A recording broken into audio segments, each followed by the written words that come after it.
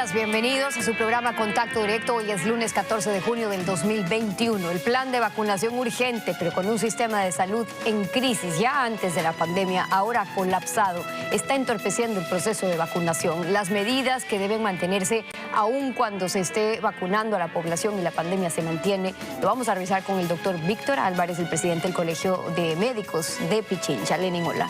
Buen día, ¿cómo te va? Muy bien, Estefi, amigos televidentes, un buen día para todos. 2 años más tienen por delante los actuales miembros del Consejo de Participación Ciudadana. Ayer se reeligió como presidenta a Sofía Almeida. Ellos deben realizar el concurso para elegir a un nuevo contralor. ¿Qué acciones han tomado sobre el abuso en los cobros de las planillas de luz? Entre otros temas, los vamos a revisar más adelante. La actualidad, los protagonistas, el análisis y la información en Contacto Directo.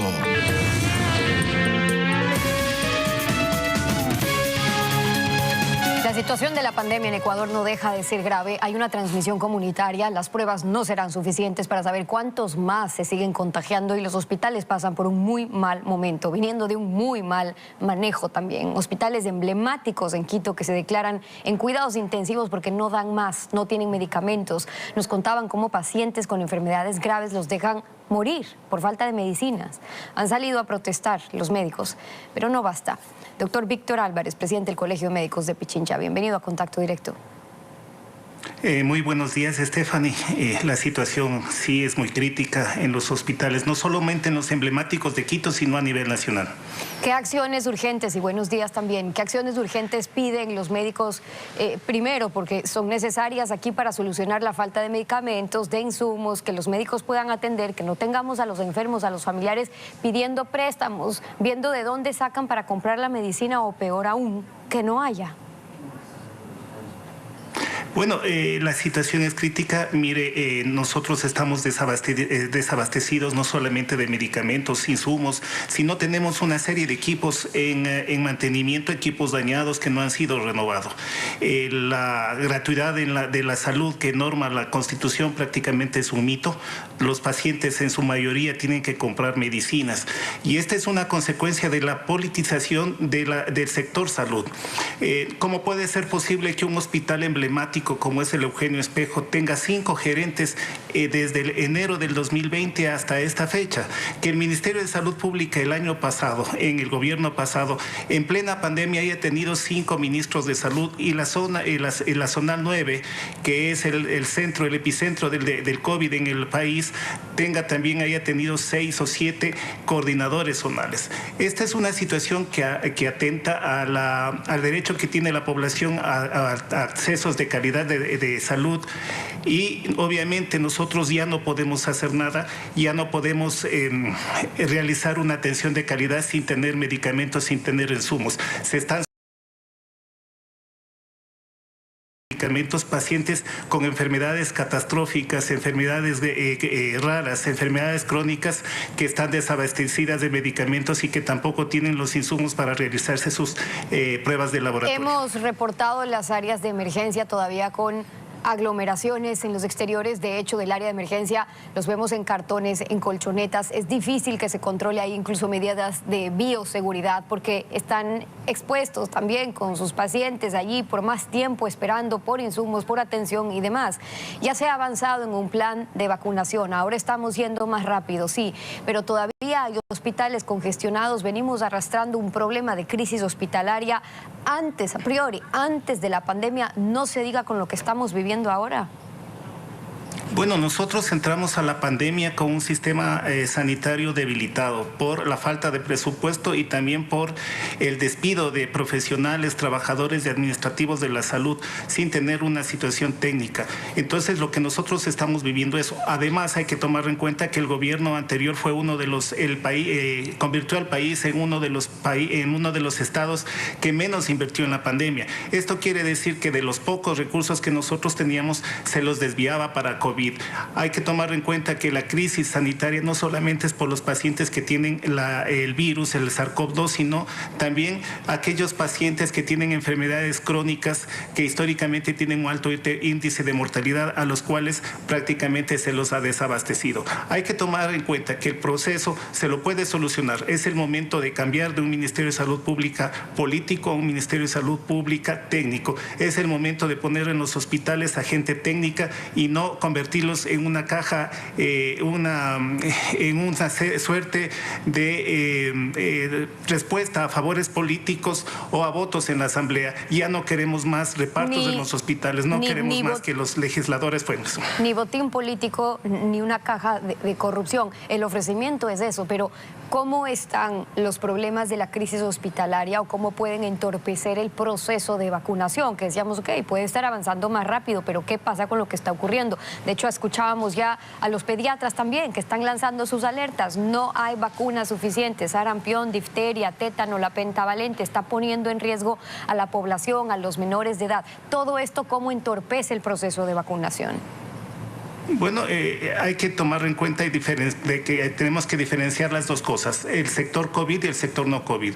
Existe un déficit de vacunas para el sector no COVID, los niños están desabastecidos de vacunas, lastimosamente, como le dije, esto venimos acarreando desde el gobierno anterior y es necesario que se den los correctivos urgentes. El proceso de vacunación con el COVID se ha avanzado, sí. Tenemos ya 6 millones de dosis de unidosis chinas de CanSino que se han negociado. Entonces, eso va avanzando, pero el proceso de lucha contra el COVID no solamente está supeditado a las vacunas. Existen 3 estrategias: la vacunación, el proceso de contención y sobre todo lo que el país tiene que invertir en pruebas de testeo, en pruebas de diagnóstico para tener una realidad de lo que sucede en el proceso COVID. Se han puesto unas 700.000 dosis. Hay que ir más rápido aún, pero dependemos también de las vacunas que van llegando. La ministra ha dicho que, a diferencia de los primeros contratos, compraban la medicina, pero la farmacéutica entregaba cuando buenamente podía. Ahora, en teoría, deben cumplir con una fecha de entrega. Los 9 millones en los 100 días se podría cumplir, pero hay que ir por más en lo que resta hasta diciembre para evitar nuevas olas o nuevos contagios. Bueno, hay un ofrecimiento de 6 millones de dosis de la vacuna, de unidosis de la vacuna CanSino de China. Ya tendríamos 6 millones de personas vacunadas. Tendremos que agilitar el proceso de negociación con Rusia para la vacuna Sputnik 2 y obviamente lo que tenemos que hacer es mejorar este proceso. Creo que eso está yendo de una manera adecuada, pero no debemos dejar a un lado, e insisto, porque la situación es crítica. En los hospitales debemos mejorar el proceso administrativo para tener medicinas e insumos como nosotros para trabajar en un proceso más adecuado, en un proceso con seguridad para nuestros pacientes. Nosotros estamos reclamando no en beneficio de los profesionales de la salud, no estamos reclamando aumento de sueldos. Lo que estamos diciendo es que en el país existe una situación crítica, existe un problema y quienes están afectados son nuestros pacientes, es la población ecuatoriana y se tiene que dar la prioridad en ese sentido para mejorar las situaciones administrativas que son una traba para la compra de medicamentos y obviamente mejorar la administración de los hospitales. Y luego, con la pandemia, después de Perú y México, tenemos los indicadores más altos. Se pidió, por ejemplo, a la iniciativa COVAX que nos den más vacunas. Están gestionando efectivamente CanSino, que es una sola dosis, o Sinovac y la rusa, estos 2 millones primero, luego llegar a estos 18 millones. Pero ahora, en Chile, por ejemplo, con un alto porcentaje de población ya vacunada, con segunda dosis, incluso decreta una nueva cuarentena en la región metropolitana. ¿Por qué? Porque faltan camas igual. Por un lado vemos lo que está ocurriendo en otros países desarrollados, que se vacuna buena parte, vuelven a eventos, a una vida casi normal, con mascarilla, pero luego otros también, bastante población vacunada, pero no salen. ¿Qué pasa ahí? Stephanie, lo que hay que trabajar es en el proceso de contención. Creo que eso nos falta. Activar el proceso de promoción y educación para la salud. La comunidad tiene que estar muy clara en el sentido de que la vacunación no es sinónimo de libertad ni de relajamiento. La vacuna es uno de los elementos necesarios para combatir el virus, pero mientras nosotros estemos vacunados, mientras pasen los 28 días después de la segunda dosis, podemos tener algo de seguridad. Además, hay que ser claros y enfáticos. La vacuna no le libra que usted pueda ser infectado o que pueda ser portador y transmisor del virus. Lo que le protege es que usted no llegue a un proceso de enfermedad grave y que no se muera. Entonces, nuevamente insistimos, es necesario cumplir con las 3 condiciones, con las 3 estrategias: la vacunación, el testeo y pruebas masivas de diagnóstico, y sobre todo trabajar con un proceso de promoción y educación para la salud con la comunidad, para que la comunidad se empodere de las medidas de bioseguridad. Cuando usted habla de un plan de contención, Argentina, por ejemplo, está viviendo una segunda ola. Es increíble, pero si sumamos las cifras a nivel mundial, las vidas que se han perdido con este virus, es algo que quizás no pudimos ni siquiera imaginar. Argentina, hasta el 11 de junio, 4 millones de casos positivos, pero 85.000 muertes que se puedan confirmar. Y cito este ejemplo porque allí restringieron, por ejemplo, ya ciertos viajes a Europa o las frecuencias. ¿Qué medidas sugieren los médicos que se tomen independientemente de que se siga vacunando a la población para ese plan de contención del que usted habla? Mire, nosotros tenemos en el país 4 variantes del virus que están en la comunidad. ¿Cuál es la manera como la podemos combatir? Es simple, cumpliendo las 3 medidas de bioseguridad: utilización de mascarilla, lavado de manos y sobre todo el distanciamiento social, personal. Esto quiere decir que a pesar de que el país vaya subiendo en el porcentaje de vacunación, que vayamos cumpliendo el proceso de vacunación, el plan 900, la población tiene que mantener las medidas de bioseguridad, tiene que ser solidaria, responsable y disciplinada. Entonces, ¿cómo podemos hacer eso si no es con un proceso de promoción y educación para la salud? Eso es una inversión en el sistema de prevención, en el sistema preventivo. Es mucho más económico y es mucho más efectivo que invertir en el segundo y el tercer nivel, en tener más camas de cuidados intensivos. Si nosotros trabajamos en la prevención, obviamente vamos a tener menos pacientes en el sistema hospitalario y vamos a tener menos demanda. Pero ese es un trabajo en el que todos tenemos que ser corresponsables y tenemos que ayudar a la comunidad para que soporte todas estas medidas. Ahora, si bien sabemos que el virus no es tan letal en niños o en menores de edad y que ahora mismo lo más importante es avanzar con la población adulta, que son los de mayor riesgo, también es cierto que los niños, con todo un futuro por delante, sí, con estadísticas muy pequeñas en relación al número de muertos por COVID, pero también han perdido la vida. Según el Ministerio de Salud, desde el 2020 y el 3 de junio, que fue la última estadística del 2021, se reportaron 83 personas fallecidas de entre 0 y 19 años. Expuestos ahora a este retorno progresivo semipresencial, necesitamos estar más vigilantes también con los más chicos. Obviamente tenemos que trabajar en ese sentido, tenemos que trabajar para protegerles a los niños. A nivel mundial se están haciendo una serie de estudios para ver la factibilidad de empezar a vacunar a los niños de 3 años en adelante. Entonces, hasta no tener esa evidencia científica en la que nosotros podamos vacunar y con qué tipo de vacuna hacerlo, lo que tenemos es que trabajar nuevamente en el proceso de contención. Esa es la única manera.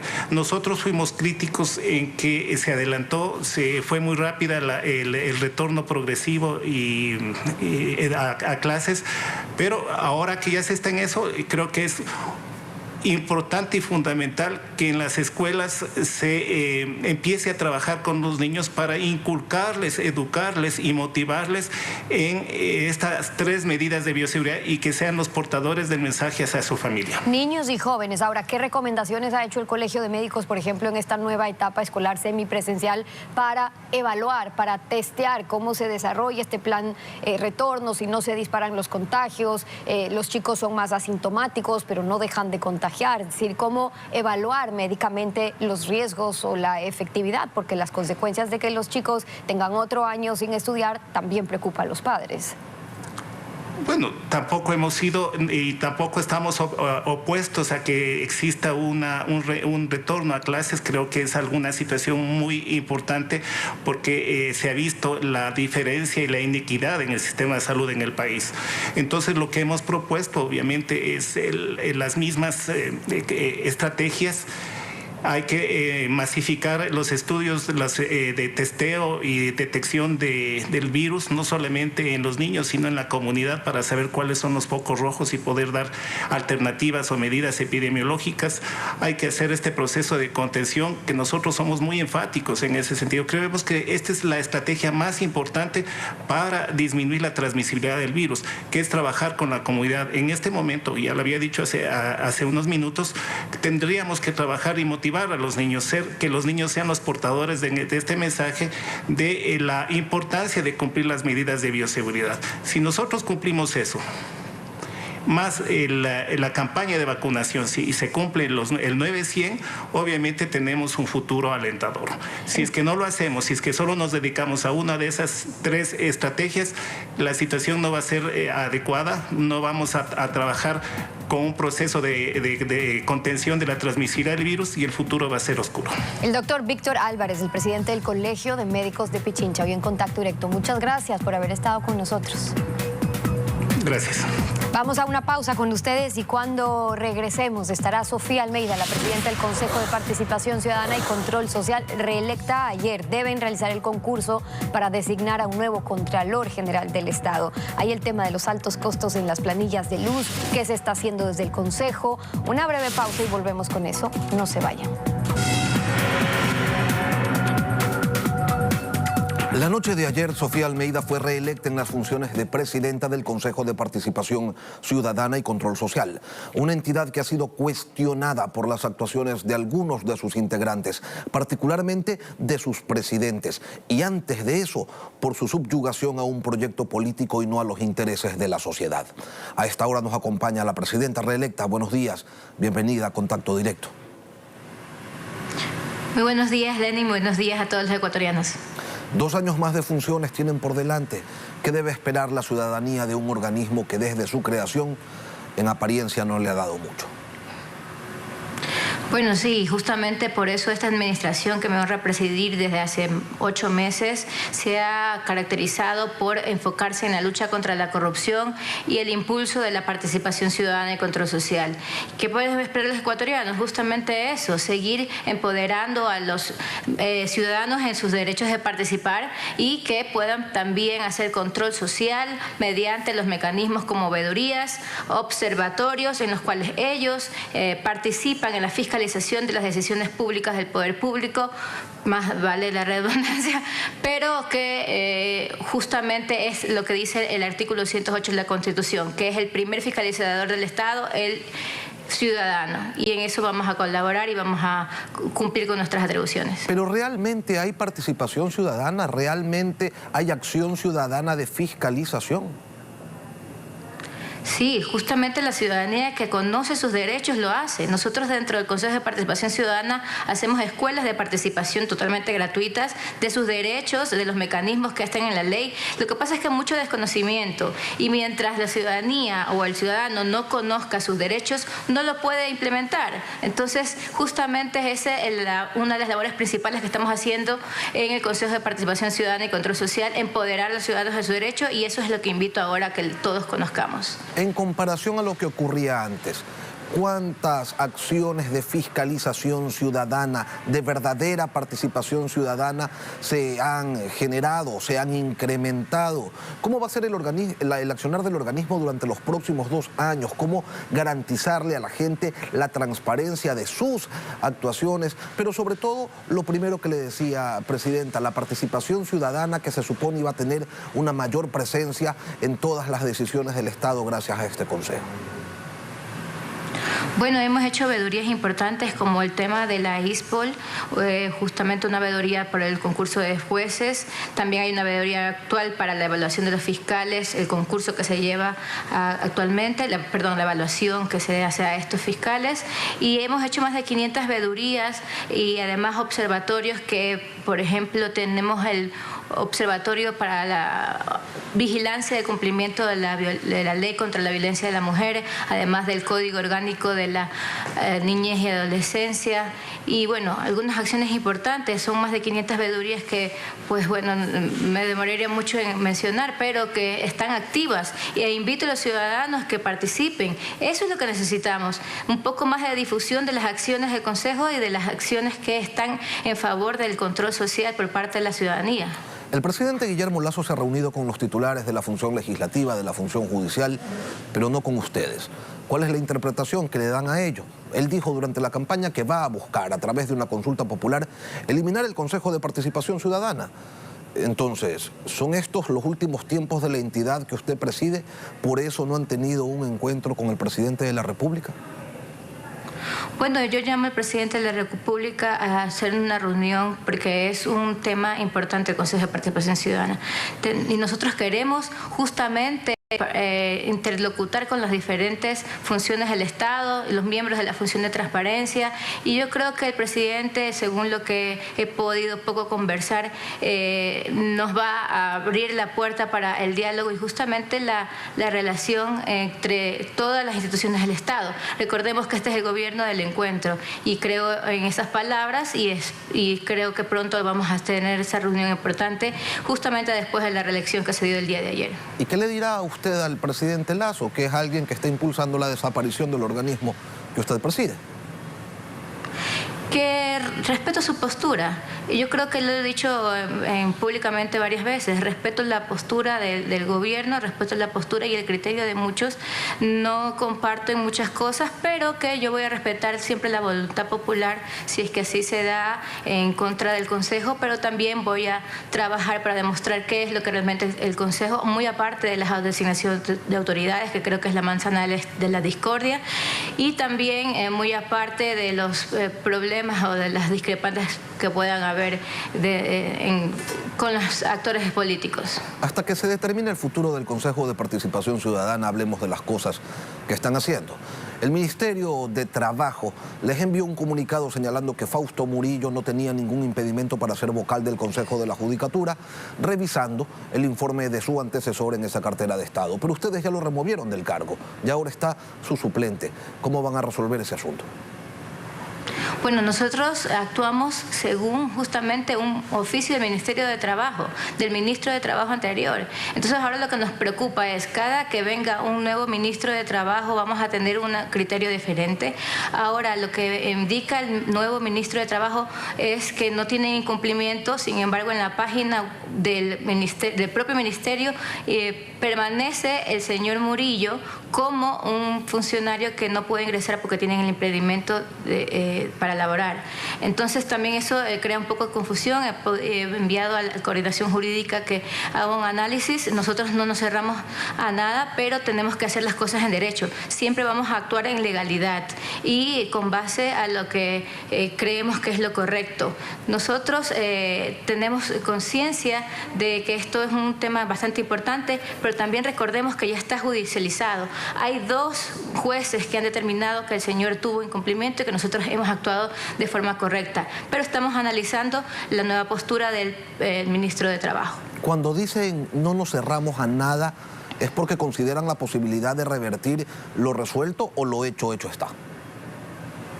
Bueno, nosotros consideramos que las acciones administrativas que hemos hecho son resoluciones en derecho y correctas con base a lo que hemos tratado en el Pleno del Consejo de Participación Ciudadana. Sin embargo, siempre hay que revisar y ver cualquier posibilidad. Sin embargo, otra vez lo manifiesto, nosotros sabemos que hay un tema judicializado y eso también le da legalidad y legitimidad a las acciones del Consejo. Ante la situación por la que pasa el contralor Pablo Celi, detenido e investigado por presuntos actos de corrupción, ustedes elevaron una consulta ante la Procuraduría preguntando si podían designar un contralor encargado y les dijeron que no, que lo que tienen que hacer es un concurso con la debida antelación. ¿Ya arrancaron con eso? Bueno, lo que hemos hecho ya hasta ahora es hacer el reglamento proyecto para presentarlo entre los consejeros y los consejeros están analizando justamente aquel proyecto para presentarlo además a la ciudadanía, porque la idea que hemos tenido es que todos todos como ciudadanos podamos participar en este concurso, como debe de ser, muy aparte de las veedurías y las comisiones ciudadanas que por ley deben ser realizadas en este tipo de concursos de acuerdo a la ley del Consejo de Participación Ciudadana y Control Social, lo que diferencia a las elecciones anteriores en la Asamblea Nacional. Pero el tema es que ahora queremos que desde el proyecto de reglamento la ciudadanía participe y pueda también dar sus opiniones con respecto a cómo debe ser elegido un Contralor General del Estado, porque necesitamos un Contralor legítimo, que lo va a dar la ciudadanía esa legitimidad, transparente, con capacidad moral y además con capacidad académica. Entonces yo creo que es importante que la ciudadanía participe, los gremios, la academia, justamente las organizaciones sociales también que trabajan en conjunto con el Consejo de Participación Ciudadana y las demás que quieran integrarse. Entonces yo creo que es importante que como sociedad tomemos participación en este tema de la elección del Contralor General del Estado. Junto a la Defensoría del Pueblo, en otro tema, ustedes se reunieron con los directivos de CENEL para expresarles lo que a viva voz han reclamado los usuarios, que se le ponga un alto a los abusos en los cobros de las facturas por el consumo de energía eléctrica. CENEL se comprometió a algunas cosas con ustedes y además el gobierno ya dio la semana anterior disposiciones para que no se continúe afectando a los usuarios. ¿Qué más puede hacer el Consejo de Participación Ciudadana y Control Social? Porque lo cierto es que la ciudadanía se siente desprotegida. Fuimos justamente bajo esta preocupación nacional ante el CENEL y fuimos al sitio donde se generan estos problemas y escuchamos al gerente de ese momento, el cual nos manifestó todas las acciones que van a hacer justamente de un plan piloto. Sin embargo, nosotros nos quedamos con una preocupación. Hay unos cobros presuntivos de la planilla de luz porque no hay una medición exacta y que están haciendo un promedio de los 6 meses anteriores. Entonces ahí viene también una de las problemáticas, que los ciudadanos no han estado, por ejemplo, en sus casas originales. Muchas personas se van a las playas, a otras provincias y que han generado que el promedio de las anteriores se siga cobrando en sus hogares. También mucha gente ha salido de la tarifa de la dignidad porque han estado ahora en casa, entonces se duplica, triplica tal vez la planilla porque tienen otros cobros, otros precios, perdón, de la tarifa general del consumo eléctrico, pero nosotros nos preocupa que no ha habido una difusión correcta de esto para que los ciudadanos puedan reclamar de que esos cobros promedios no son reales. Y justamente nosotros comprometimos al gerente de que teníamos que participar de un comité de usuarios que está creado dentro del Consejo de Participación Ciudadana, al cual invito a toda la ciudadanía a que se integre y que pueda vigilar ese plan piloto que han establecido dentro de CENEL para hacer las correcciones que tienen que hacerse con respecto a esta planilla de luz, y que nos preocupa sobremanera que no se esté cobrando la planilla real porque se está haciendo un promedio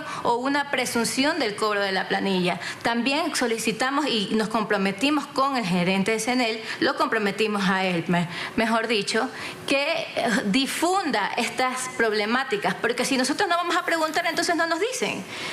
Entonces la ciudadanía merece saber estas acciones para que puedan hacer los correctivos y puedan hacer sus reclamos. Y lo más importante es que desde los 245.000 reclamos que hay a nivel nacional y en mayor concentración en Guayas y Manabí, no sean cobrados las planillas mientras no se resuelvan estos reclamos. Y que se hagan lecturas reales. Los cobros presuntivos, además, están prohibidos por la Ley de Defensa del Consumidor. Sin embargo, aquí ocurre lo impensable, lo indecible. Sofía Almeida, presidenta reelecta del Consejo de Participación Ciudadana, gracias por acompañarnos esta mañana aquí en Contacto Directo.